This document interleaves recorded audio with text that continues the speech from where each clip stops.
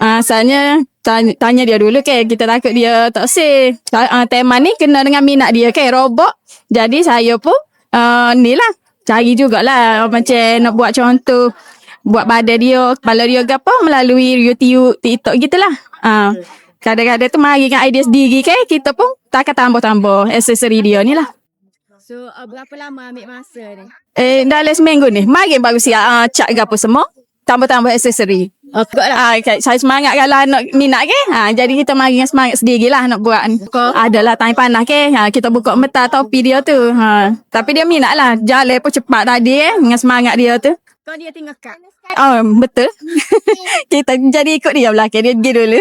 Ni yang kedua kali. Tapi dia ni pertama kali. Alhamdulillah lah dengan usaha kita buat last minute ke apa dia. Kalau minute bersyukur sangat lah. Tambah-tambah boleh rezeki anak ke. Payuh nak join gini ke. Kita tanya-tanya free boleh lah join carnival macam-macam ni ke. Ni program ni memang menarik lah. Alhamdulillah. Sini saya terkejut apabila 7,000 orang ni. Hai, memang syok lah. Puas hati.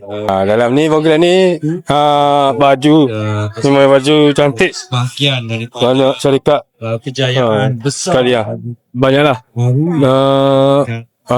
Parking okey selesai semua. Laluan pun tak ada masalah. Road station pun alhamdulillah. Tadi saya sampai sini jalan lepas saya semua. Ni 45. Ni dari mana ni beli Order ni beli kat Yamo.